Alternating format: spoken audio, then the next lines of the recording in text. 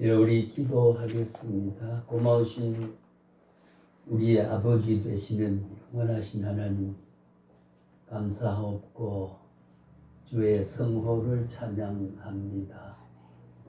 오늘도 귀한 시간을 하나님의 정한 길을 가는 저들의 발걸음 인도하사 진리의 요람, 말씀이 해석하는 곳까지 무사히 함께 모여 주님의 언약의 공동체로서 말씀을 주목할 귀한 시간 허락해 주셨사오니 감사하옵고, 모든 저들이 살아갈 이유와 행할 모든 목표와 목적이 그 이유와 동기가 주님께 있사온즉 오늘의 시작도 끝도 알파와 오메가 되시는 주님이 우리의 생애 주인이 되사 오늘도 저들을 선한 목적대로 인도하시고, 저들은 막대와 같이 아무것도 알 수 없는 사람이었지만 그러나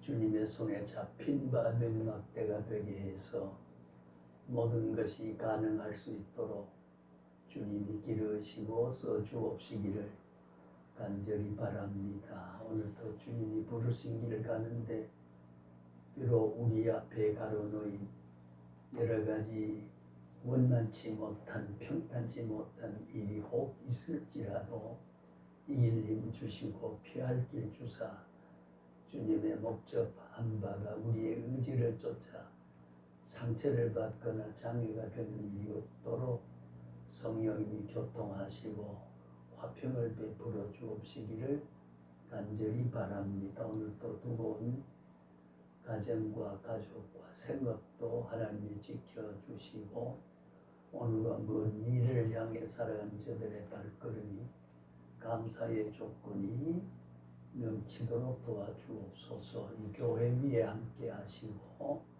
신학교 위에 함께 하시고 살아주의 사자 위에 능력을 더하시고 강건한 힘을 더하여 합력해 선을 이루어가는 의미 있는 오늘이 되게 하시고 우리의 사역이 되게 해 주옵시기를 간절히 바라옵고 예수님의 이름으로 기도하옵나이다. 아멘.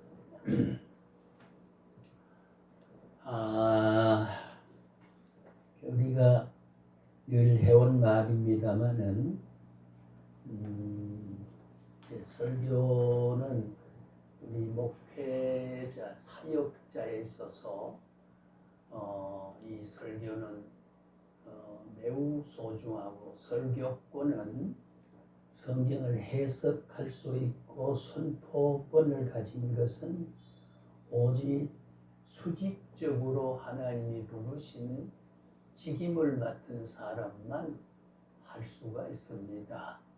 아무리 일반 성도, 흔히 우리가 평신도라고 말을 합니다마는 오랫동안 우리가 일반 성도를 저는 제 책에다가 한국 교회가 기독교 언어로 성경 사상에 배치되는 문화적이고 익숙하게 관행이 된 언어를 개혁해야 된다. 이게 이제 개혁, 종교개혁, 성경으로 돌아가는 교파는 성경이 말하는 뜻에 거리가 있거나 반대가 되는 말이 있다면 그것까지도 우리는 고쳐야 된다.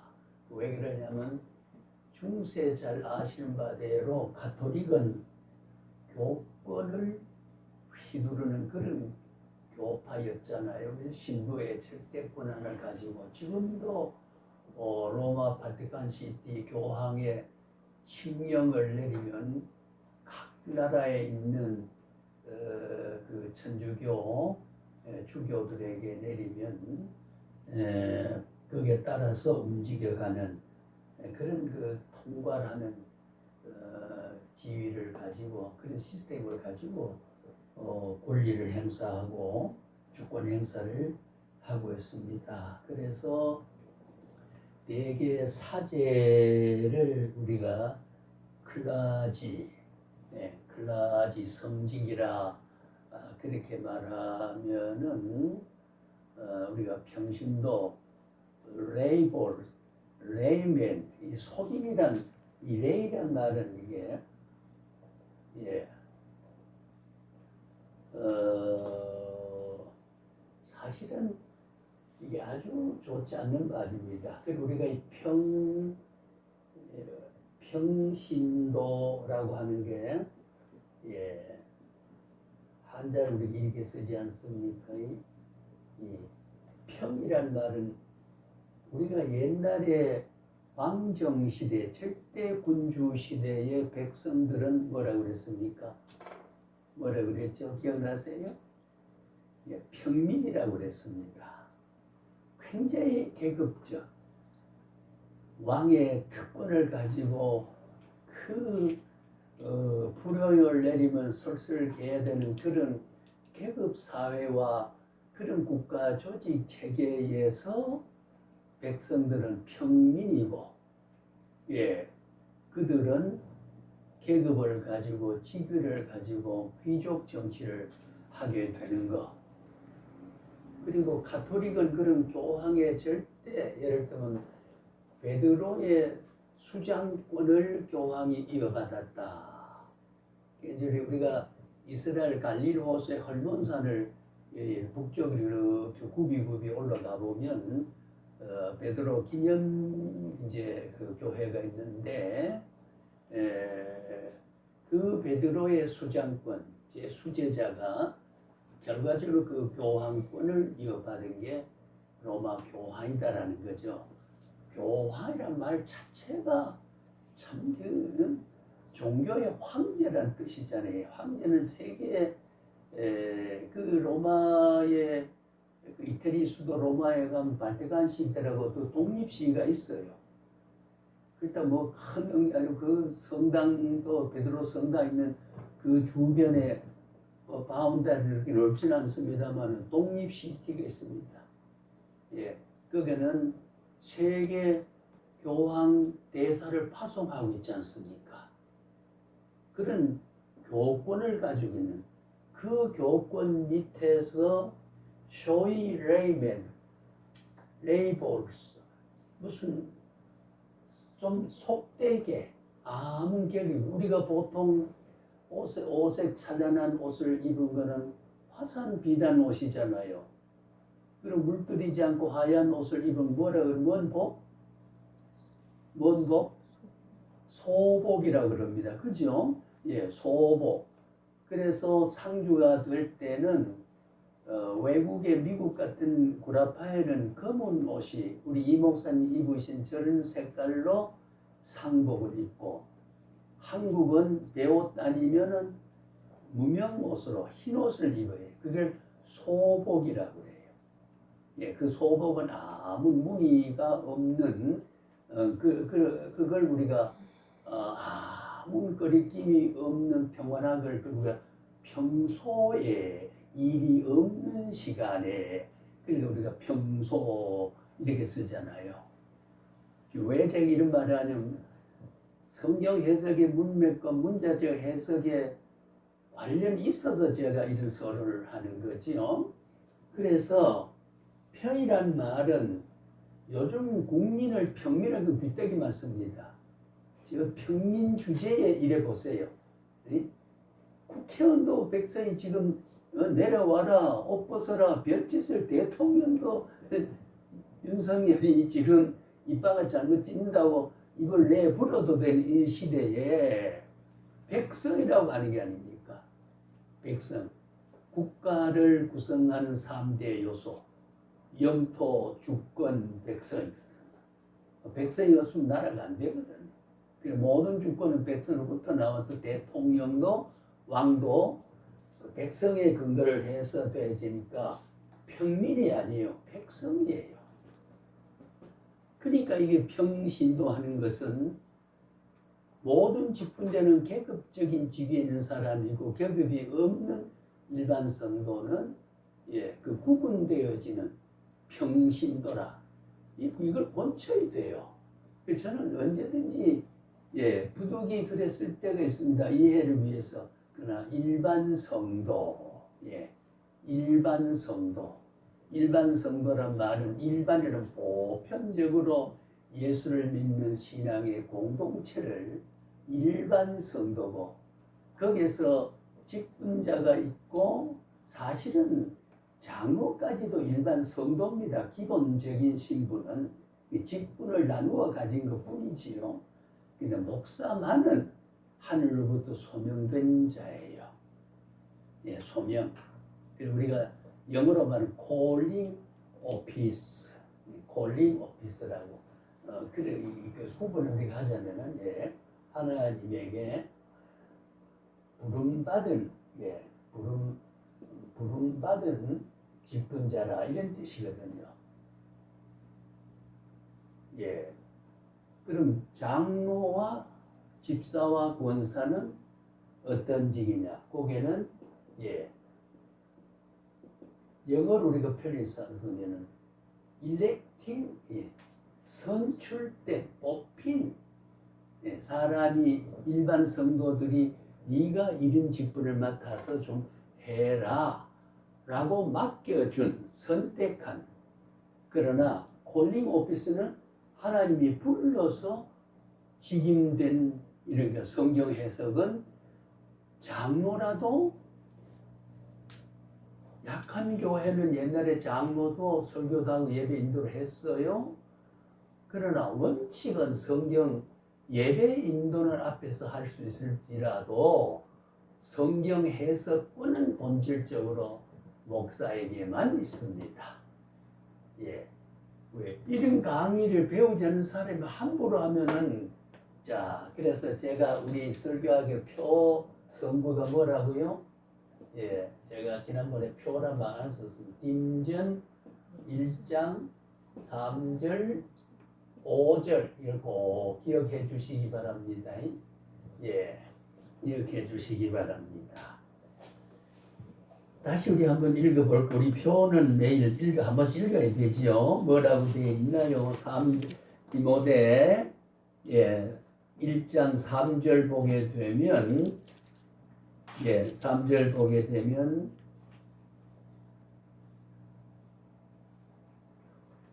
내가 마게도냐로 갈 때 너를 구원하여 에베소 머물라 한 것은 어떤 사람들을 명하여 뭐라고요? 다른 교훈을 예, 다른 교훈을 가르치면 안 된다 그 말이요. 예, 다른 교훈은 자 여기 다르다 하는 말 여기 굉장히 중요한 말입니다. 이 설교학에서 이 다른 교훈이란 말은 요 다르다라고 하는 말은 예, 뭐가 다를까요? 예, 형식 조건에서 다르고 내용에 다르고 의미가 다르고 근원이 다르고 적용하는 대상과 효과가 다른 겁니다. 그게 바로 이단이에요.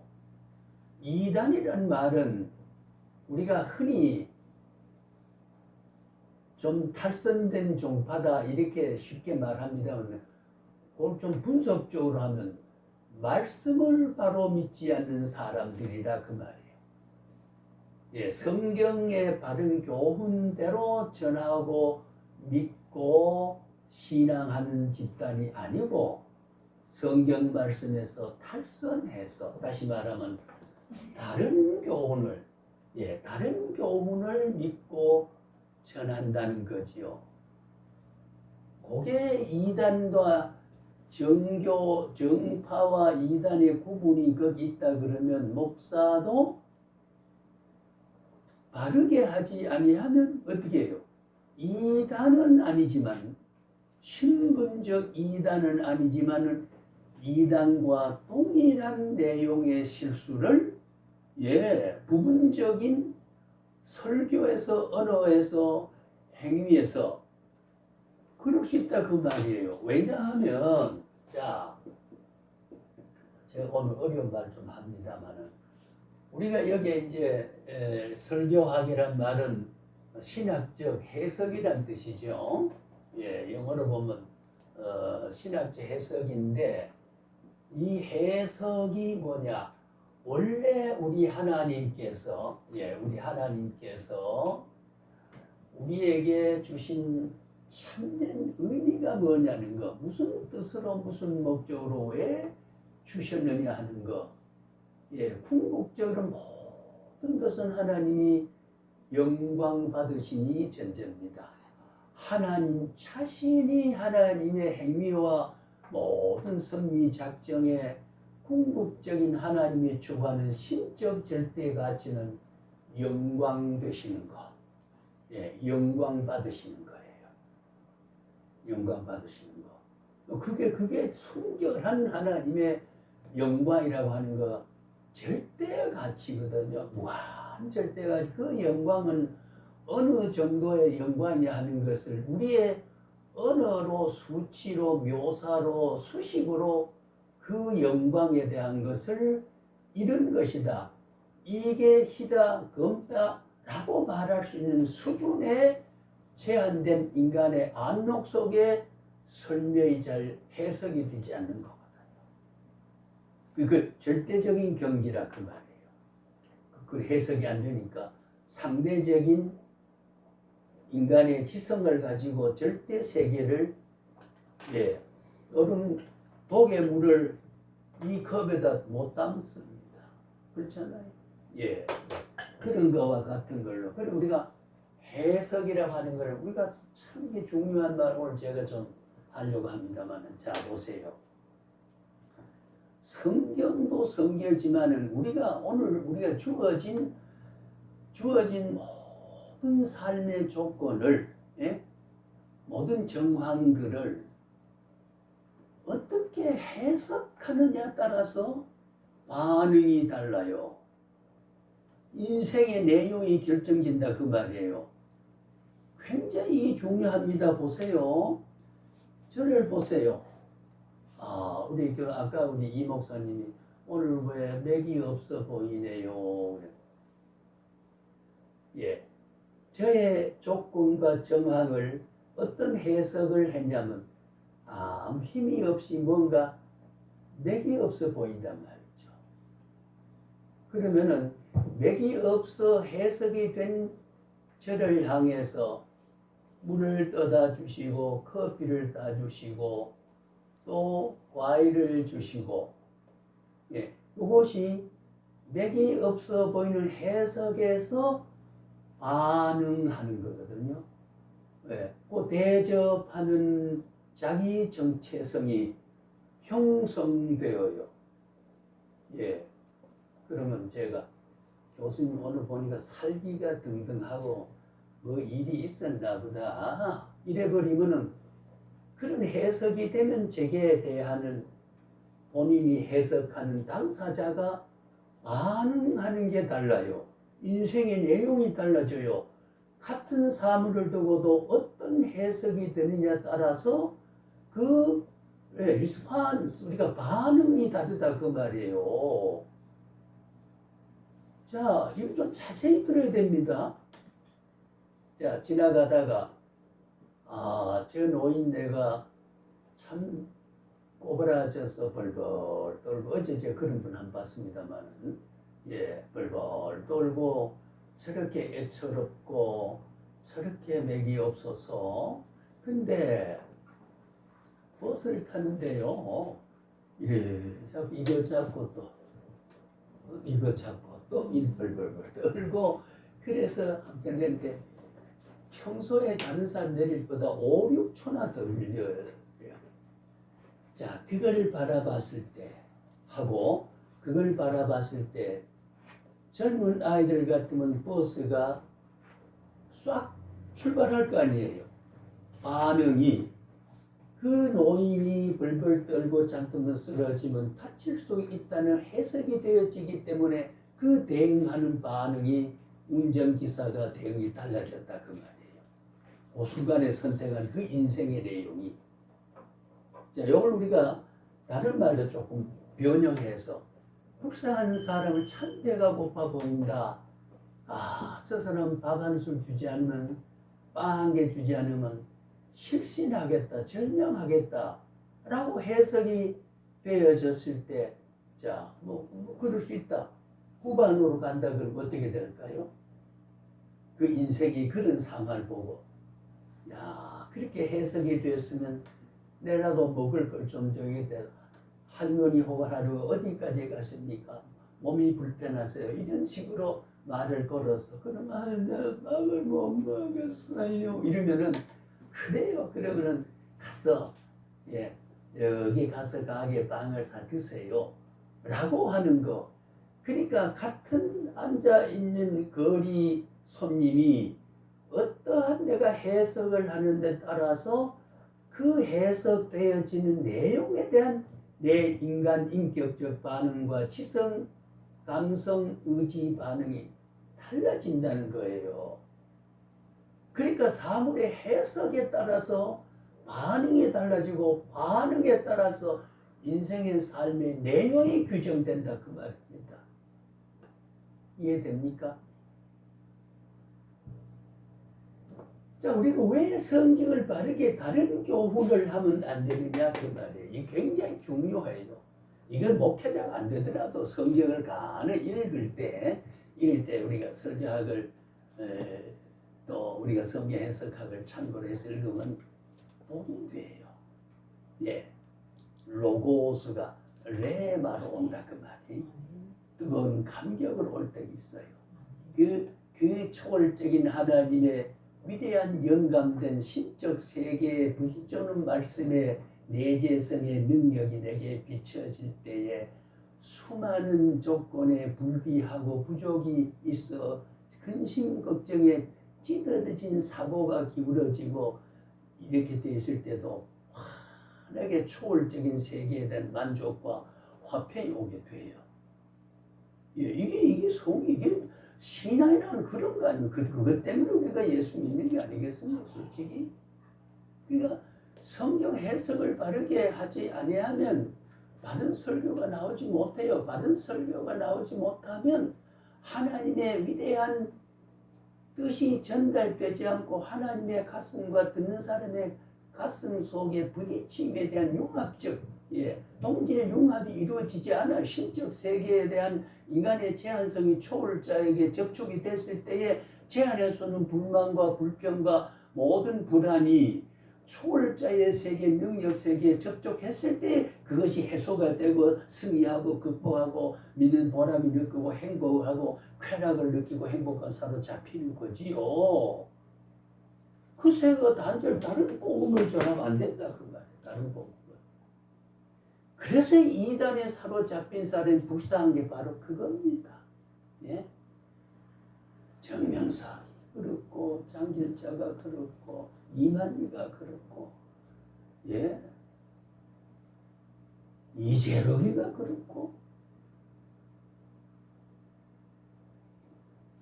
남의 이름을 함부로 거명하는 것은 왜? 우리에게는 적 그리스도이기 때문입니다.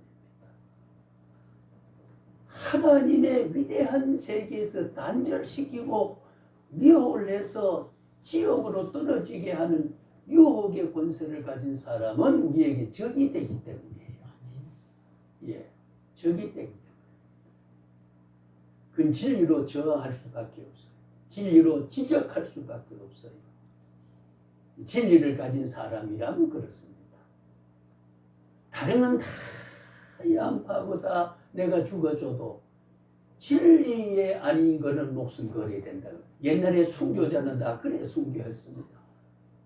12제자들이 순교한 게 바로 그런 것이고 바울 사도가 순교한 게 바로 그런 것이고 예, 손향원 목사가 순교한 게 바로 그런 것이고 근데 진리가 아닌데 순종할 수 없어요.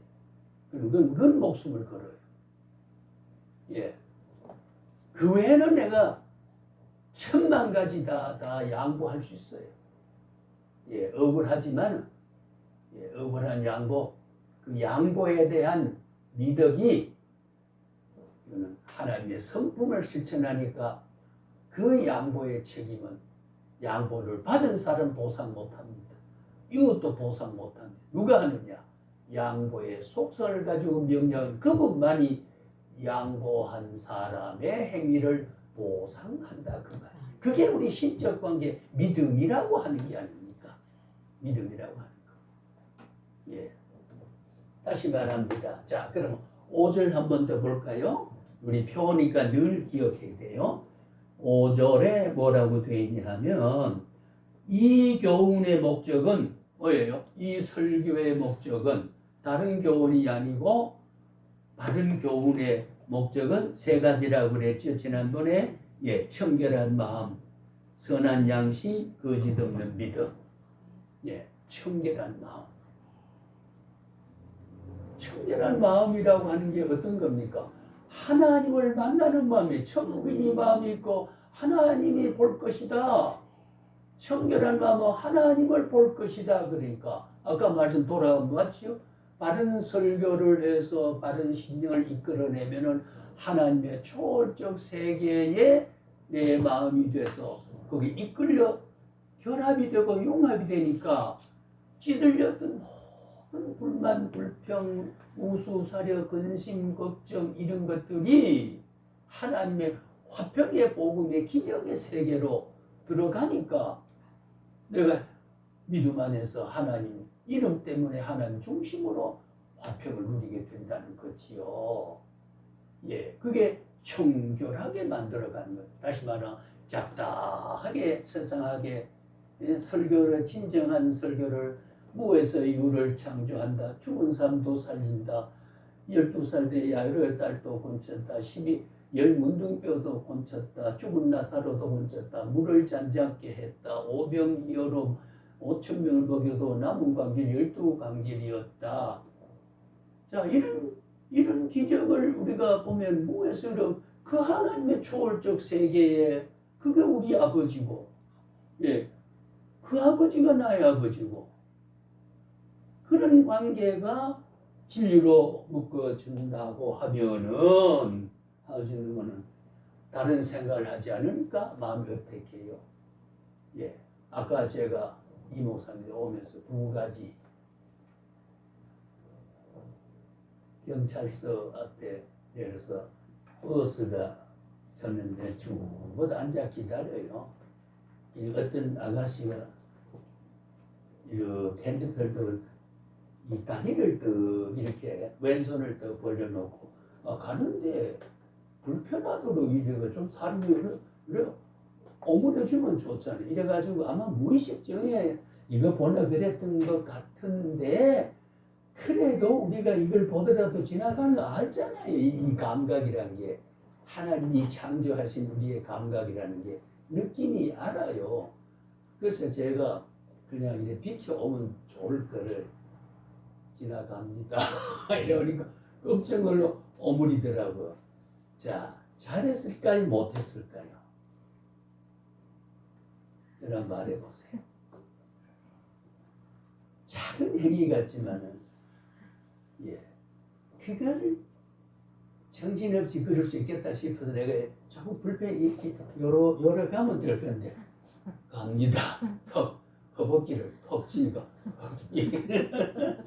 자, 그거 하나 하고 그 다음에는 이 자막이 뜨는데 오늘은 시스템 조정주입니다. 그래서 언제 올지도 모르고 나는 조금 일찍이 도착하고자 아침에 저도 30분 미리 출발하는데 갑갑한데 그러다 보니까 43-1이 오더라고요. 그러니까 여기서 어떤 중등을거의 하나고 여기서는 중등을거의가 저는 정면을 해요. 그 사람이 오는데 나를 견뎌서 싹 썼는데 문이 싹 열려요. 제가 제일 먼저 탈 수 있는 거리와 정면인데 서로 타려고 그래가지고 예, 순서대로 타고 그 군소리 하지만 타세요. 여러 군데서 그 얼마나 좌석이 많아요.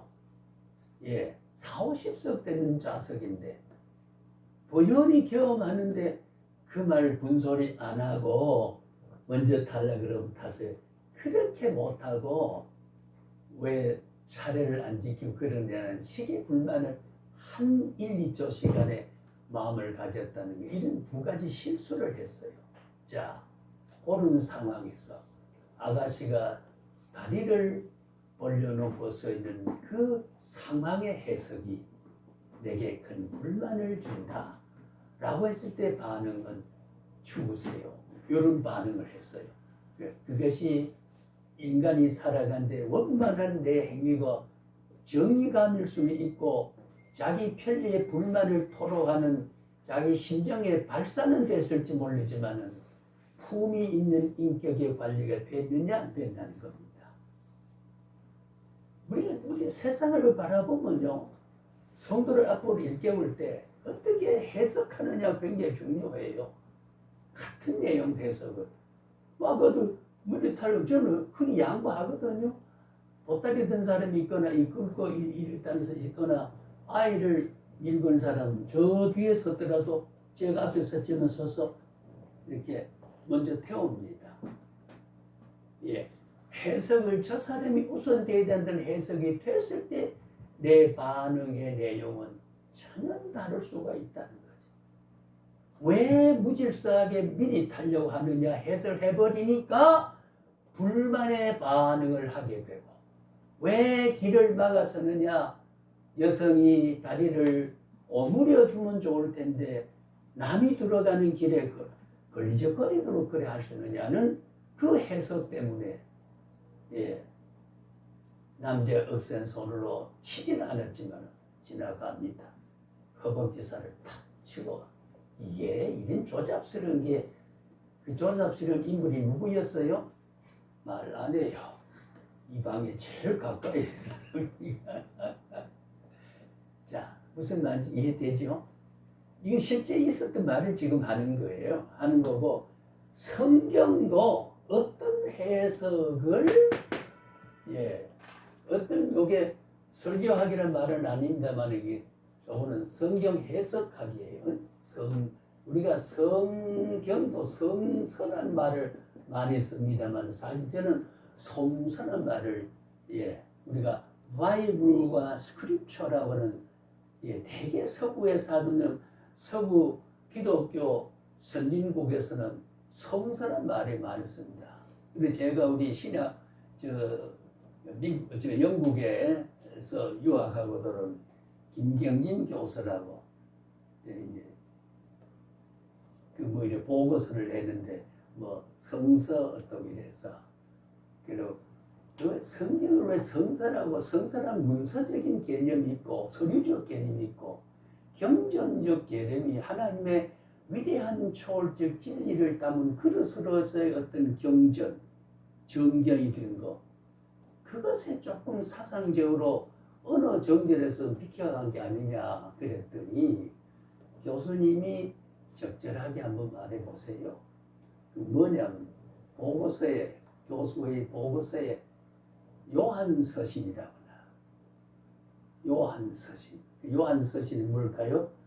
요한복음하고 요한 1서, 2서, 3서 요걸 포함해서 요한서신이다. 요한 1서, 서 하니까 그 다른 대안이 뭡니까? 이런 걸 대물은 그런 서로 그렇다고 해서 화를 내거나 학술적으로 서로 의견을, 예, 그래서 그도 부득이 성서라고 하는 거, 서신이라는 말, 바울 서신이라고 그러지 않느냐, 그를 해멸합니다. 바울 서신은 편지로 어떤 바울이 쓴 어느 교회에 하나님의 말씀을 편지 형식으로 보냈기 때문에 그 수단적 명칭과 의도적 명칭에서는 서신이지만은 그 서신에 담겨 있는 내용은 영감된 하나님의 성경 말씀이라 그 말이에요. 예? 그렇잖아요. 문서에 적은 것을 형식 조건에서는 서신의 개념이 있지만 그 서신에 담겨 있는 것은 성경이 아니냐 그 말이죠. 예. 저는 하나님 보느라고 이걸 양보하지 않아요. 저는 그걸 제 책에다 180몇 가지 지적한 문헌 속에 제가 다 지적해서 달리 했습니다만은, 그래서 우리가 아까 말한 대로, 예, 뭐라고 했죠? 3절에 5절에, 예, 5절에 교훈의 목적은 뭐냐 그 말이에요. 잡다한 마음이 들게 하지 말라 그 말이에요. 그럴 수 있느냐? 저럴 수 있느냐? 갸우뚱거리고 때론 지나 잘하지 뭐 이런 생각이 들 때도 있고 예, 전부 자기가 해석에 따라서 통일된 규격에 동일한 반응을 하지 않습니다. 백매연진 앞에 설교하면 어떤 분은 우리 목사님 역시 말씀 잘하셔 그런 사람이 있는가 하면은 에이 뭐 저거 또 뭐 이래 뭐 이런 정도로 말한 사람도 있고요. 같은 설교에 들고도 어떤 내가 받아들이는 그 해석을 평가를 어떻게 하느냐에 따라서 내 심령의 내 인격 반응은 달라집니다. 달라져요. 그러니까 그런 잡된 생각이 없게 하는 것이 뭐라고요? 예, 퓨어 하트, 퓨어 스피릿, 퓨어 마인드. 그러니까 순수한 마음을 가질 수 있게 해야 된단 말이요. 예, 제가 헌금 많이 하라고 한다. 그러면 청결한 마음이 아니잖아요. 예? 순수한 마음이 아니잖아요. 그러니까 바른 교훈이 바르게 전해지지 아니하면 설교의 효과가 달라져요. 예, 그걸 제가 자꾸 이용합니다. 그래서 오늘 우리는 아까도 말이 평신도란 말도 예, 계급적 표현이다. 예, 우리가 과장, 주임, 과장, 부장, 전무, 상무, 전무, 부사장, 사장, 회장 있으면은 그 밑에 사원으로 있으면은 뭐라고 그래요? 무슨 직원? 평직원 그러잖아요. 그죠? 예. 그건 그럴 수가 있어요. 평직원이란 말은 계급이 없는 직임이 아직도 어떤 지위를 갖고 있지 않는 직원이라 그럴 때 그거는 우리가 일반 직원이라 그러면 돼요. 솔직히 일반적으로 이제 사무 보는 사람 계급과 직분과 지위를 특별히 갖고 있지 않는 사람 원래 평이라는 말은 계급입니다. 예, 계급에 대한 반대 지칭이에요. 근데 우리 특별히 기독교에서는 평신도라고 하는 말은 예, 이건 잘못된 거다. 예를 들면 성경도 그렇다.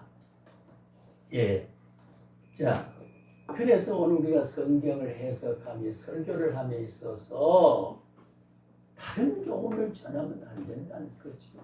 예, 그래서 제가 거듭 강조를 합니다.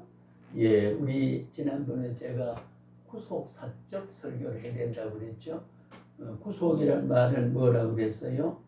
구속이란 말은 구원하고 다릅니다. 그러면 앞뒤에 구속이 먼저일까요? 구원이 먼저일까요? 우리 인간에게 하나님 관계점에서 논리적으로 물론 하나님의 영원전 하나님의 초월적 작정에서 보면 구원자로 우리를 이미 택했다고 했거든요.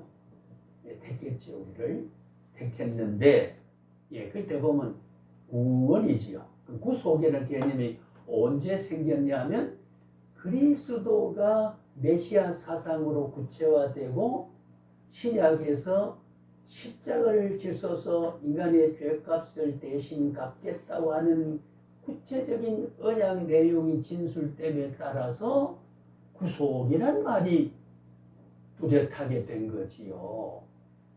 예, 그런 우리가 근원적인 데서 보면 구원이란 말이 구속이란 말보다 앞서 있었다.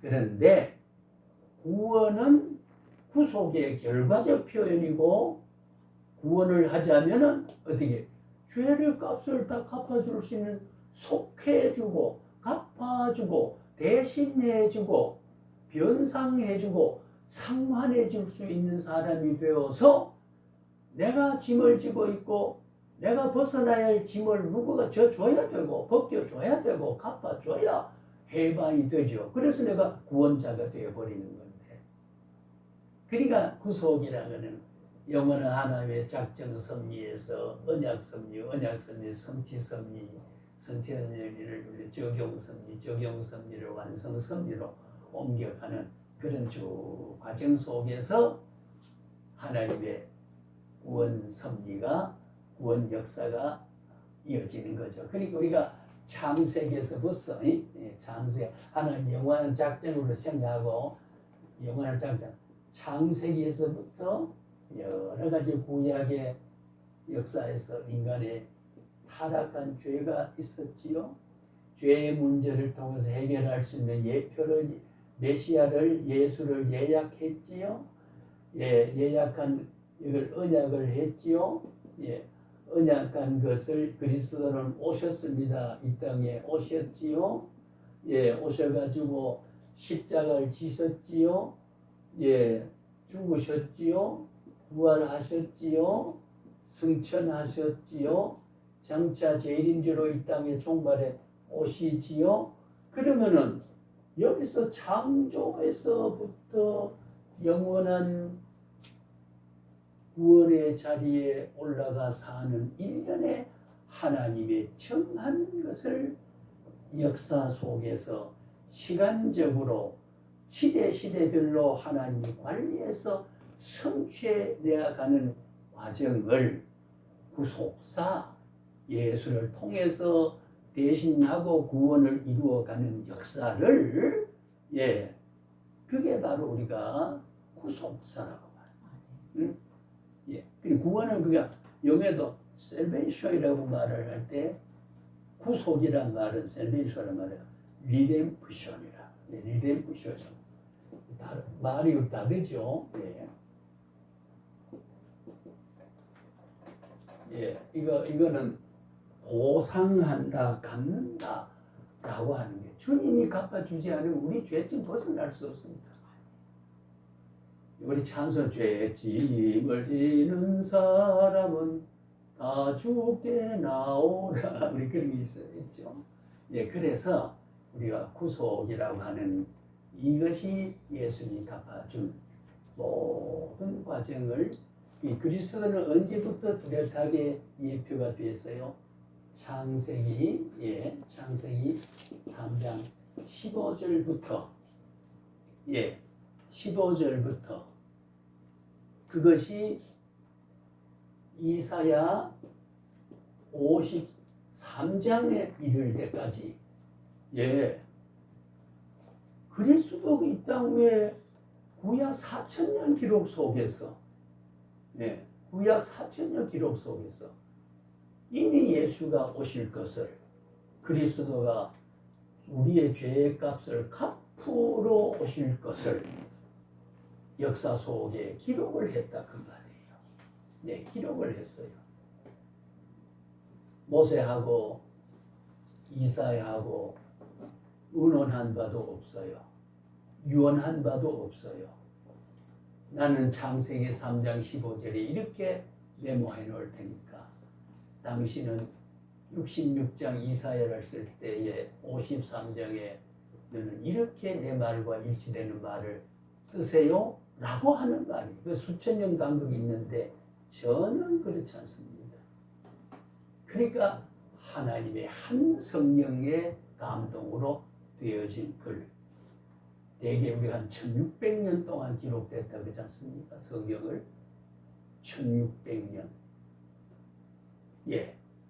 그래서 저자가 불명확한 것을 저자를 굳이 하면 40명이 신구약 성경 1189장에 31,173계절 320판만 몇 자로 이런 하나하나 영감된 말씀은 하나님의 말씀으로 통일이 되어 있기 때문에 한 작품이다. 그래서 제가 늘 말하냐 구약과 신약은 동떨어져 있는 그 어느 날 없어져도 될 그 말이 아니라는 거죠. 처음에 있었던 하나님의 약속, 그 약속이 있었기에 그 약속은 성취 섭리를 통해서 그리스도는 하루도 어김없이 베들레헴에 오셨고 하루도 어김없이 3일 만에 부활하기 위해서 돌아가셨고, 예, 하루도 어김없이 승천하셨고, 우리에게도 재림의 날짜를 명시는 안 했지만은, 예, 하루도 어김없이 때가 차면 1초도 어김없이 우리에게 오실 주님이. 그래서 영원한 하늘나라에 영원한 복락의 세계를 우리가 살아야 할 사람이 된 것. 이것을 우리 뭐라고 해요? 예, 구속사. 그래요. 구원을 이루는 사실적인 공간과 시간과 사건으로 초월적 영원자 하나님이 시간 속의 흐름에 따라서 그 성취해 가시는 과정을, 구원해 가는 과정을 구원사, 구속사라 그런다고 하는 거지요. 예. 이런 것을 놓치고 설교를 하면 구속사적 설교가 아니에요. 성경 한 구절 읽고 이게 참 명담이다, 귀한 귀자, 그것만 가지고 하게 되면 안 돼요. 그래서 오늘 성경 설교하기 있어서는 설교 해석이, 성경 해석이 지난번에 뭐라고 그랬어요?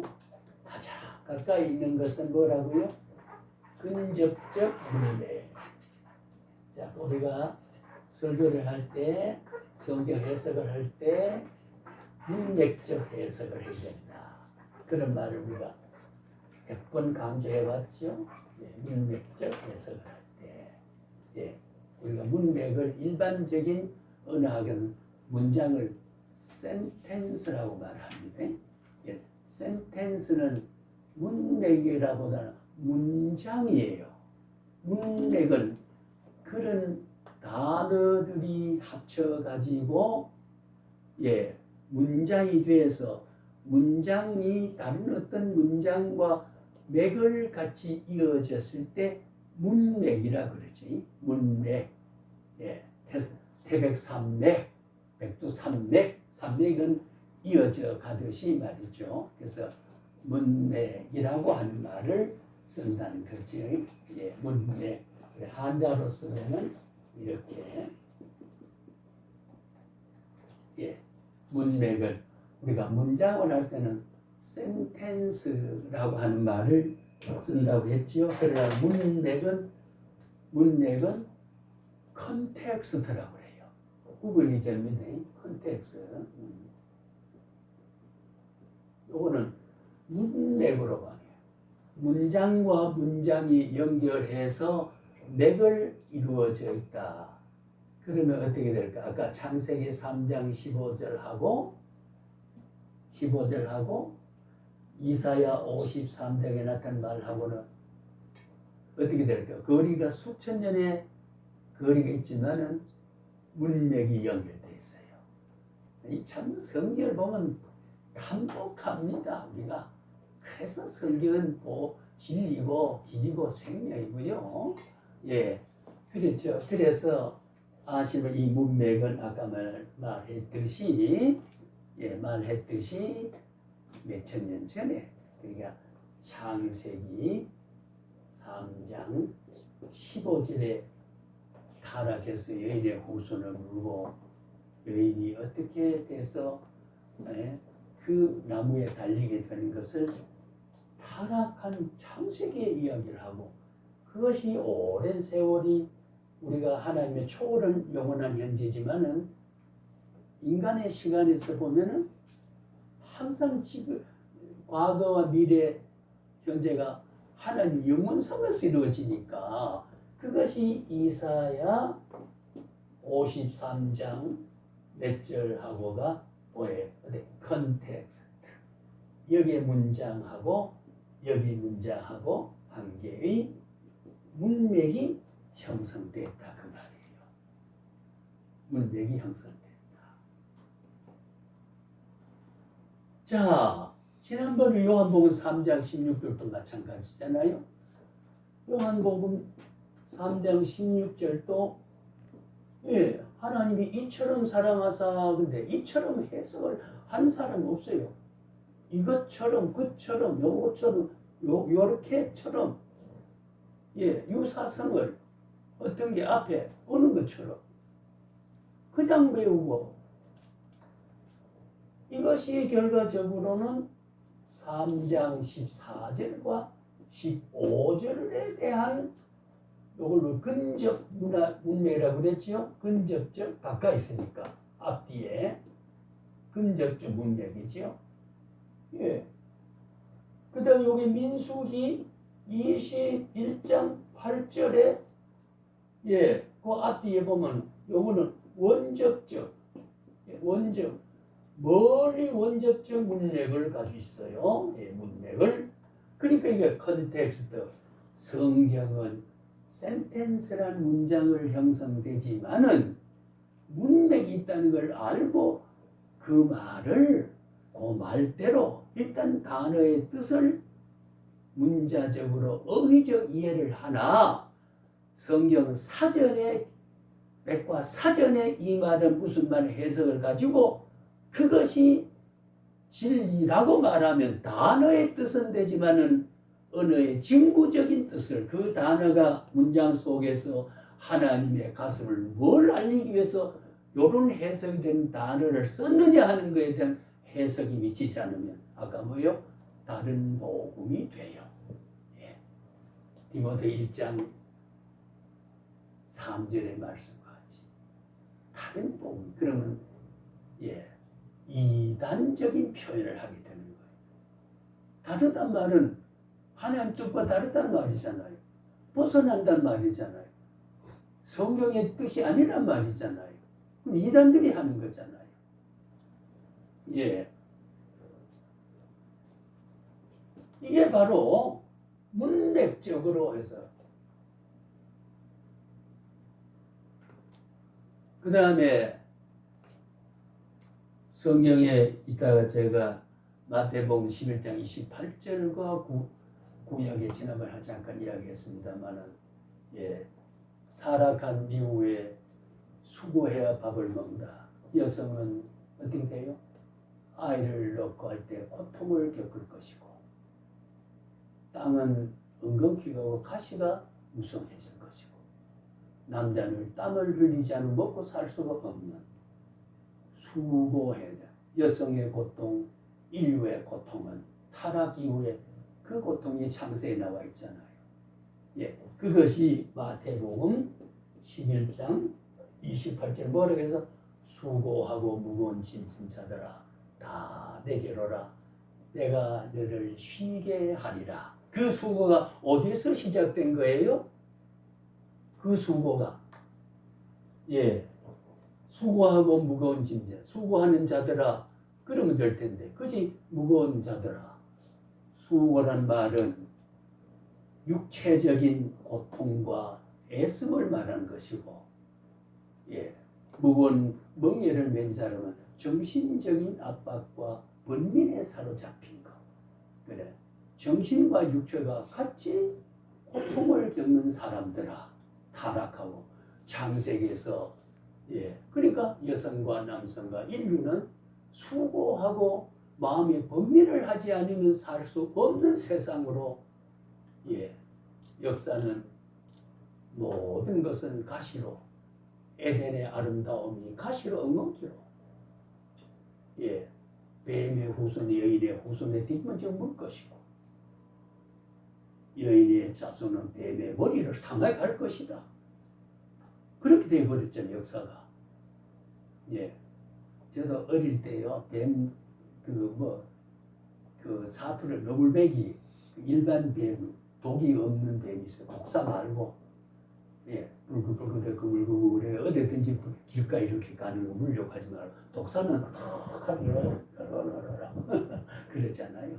그걸 많이 때려잡아 봤어요. 짓궂게 해가지고 넝쿨에 걸어버리고 그 정말의 모습을 보고 뱀이 많았어요.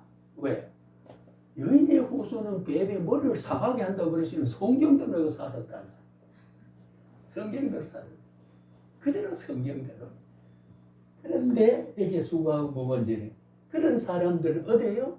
창세기 수고하고 묵은진 자들 역사 속에 구속사 속에서 짐을 지고 내려오는 마태가 이 기록을 할 때 수고한 자 예수님이 수고하고 무거운 자들아 그때 타락해서 무거운 짐 지고 수고하고 해방감을 느끼면서 죄의 짐을 시름겨운 삶을 살아가는 자들아 내게 오라 말이지만 내가 너를 쉬게 하고 너를 안식게 한다.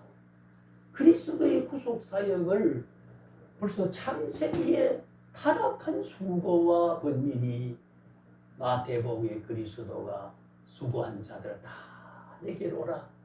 다라는 말은 시간적으로 전 시대, 공간적으로 전 공간, 대상으로 전 인류 다 내게로 오라. 어디에 살았던 사람이든지 언제 살았던 사람이든지 무엇에서 어떻게 했든지 인종이 뭐든지 내가 오라. 내가 너를 쉬게 하리라. 뭡니까? 굉장히 원접적 문맥이죠. 그죠? 이 수고를 현재 무슨 땀 흘리고 밥 메고 뭐 무슨 병 앓고 하는 것에만 하면 그 수고의 본질과 예수님이 수고하고 무거운 짐이라고 하는 것은 현재 물리적으로 도덕사회 문화적인 압박과 내가 편하지 못하는 노력의 어떤 원인을 지적하는 걸로 해버리면 문자적으로는 그래 되죠. 그러나 그 짐이 해결되고 그 수고가 해결되는 것은 타락한 이후에 수고와 죄의 멍에를 주님을 믿어야 되고 내게 와야 해결되는 거. 그렇게 해석되지 아니하면 아까 왜 다른 복음이 된다 그 말이 다른 복음이 돼요. 이해되시죠? 그죠? 예. 이제 성경을 볼 때 이제 안목이 달라져야 돼요. 달라져. 이 생각을 전공하자면 남 이제 걸려 보면 아이고 저 득식을 뭐가 득식할까요? 예, 흉이 상황 해석이 정황 해석이 달라져요. 예, 그럼 반응도 다르죠, 그죠? 반응에 따라서 그 인생이 규정이 달라진다 그 말이에요. 마찬가지입니다. 성경도 어떻게 이 말을 해석하느냐 따라서 그 해석에 반응을 내가 다르게 할 수 있다고. 그 반응이 아까 뭐래? 청결한 마음, 맑은 순수한 양심. 그 다음에 뭐라고 그랬어요? 예, 순수한 믿음. 예, 오늘날 믿음이 너무 기복적으로 주여 주시옵소서 이 절규하고 표호하고 예, 절박한 이거 잘못됐단 말은 아닙니다. 하나님의 인격적 느낌에 하나님은 인간의 동형동사이라고 그랬잖아요. 우리가 애절한 마음은 하나님에도 애절한 그 정서적 인격 지배는 받지 않고 체한을 받지 않지만 그걸 감지하고 인식하고 헤아려 주실 수 있는 인격적 요소가 인격적인 하나님도 가지고 있기 때문에 아버지 저는 주님을 우러러 주님 없이 나는 살 수 없습니다. 그게 잘못됐단 말이 아니에요. 그러나 십자가에서 피를 흘려서 속죄의 능력으로 인류 역사 속에 수많은 사람의 속죄의 은총을 초월적으로 베풀어 가시는 하나님의 위대한 속죄 능력이 예 이런 애절한 동작보다가 못하냐 그 말이요. 그걸 믿지 않고 그런 바탕과 영성적인 정감과 믿음의 청결성을 갖지 않고 동작 속에 주님이 움직여 줄 것으로만 생각하는 행위적인 것은 이거는 아니에요. 그 자체가 죄는 아니지만 그게 그래야만 은혜가 되고 그래야만 응답을 받는다 그러면 굳이 골고다 언덕에 죄 없인 주님이 무참히 그렇게 쓰러지고 피를 흘리고 살찌끼고 무덤에 묻혀 송장이 될 이유가 없는 게 아닙니까? 예, 주님 외에는 타락한 인류의 죄를 갚아줄 길이 없기 때문에 주님은 십자가를 통해서 인류 구속이라는 하나님의 영원한 작전 계획 속에 뺄라야 뺄 수 없는 위대한 하나님의 유일한 선택이에요. 십자가는.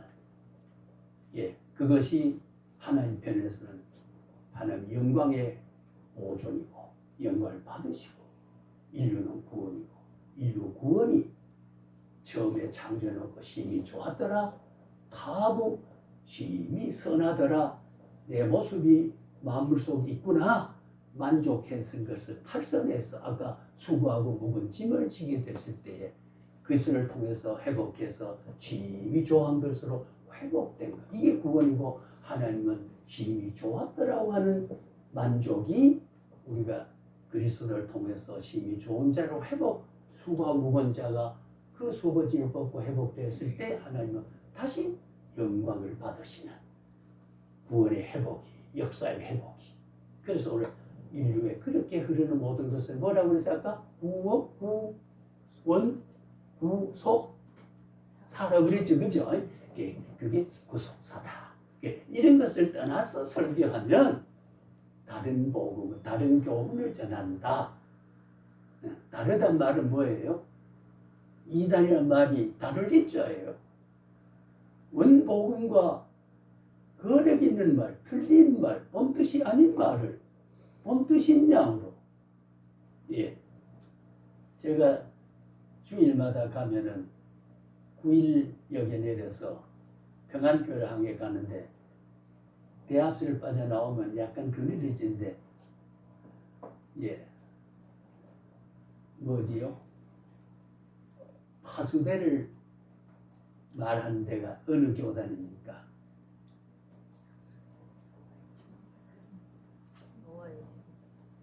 여호와의 증인, 왕국 개념. 이렇게 책꽂이를 해놓고 항상 둘이 이렇게 서 있어요. 서 있는 게 뭐예요? 예수 믿으라고 하든지 왕국 개념의 성경을 따라오라고 하는 뭐 그것도 없고 전화하는 거 책만 꽂아놓고 성경을 읽으세요. 이렇게 놓고 가만서 그 자기들끼리 뭐 이런 짓거리다가 지나가는지 그냥 왜? 말씀 파수되니까. 성경을 어떻게 해석하냐에 따라서 인류의 믿음의 반응은 어떻게 달라지잖아요. 그렇죠? 그래서 해석을 바르게 하느냐 못한다. 내 운명을, 내 인생의 운명을 어떤 생애로 시작하고 마감하느냐는 그 반응은 내 인생의 내용을 결정한다 그 말이에요. 뭐냐? 내게 오신 하나님의 섭리적 상황을 어떻게 해석하느냐라고 하는 겁니다. 예, 성경이라는 우리 진리의 안경을 쓰고 봐야 되죠. 그렇잖아요.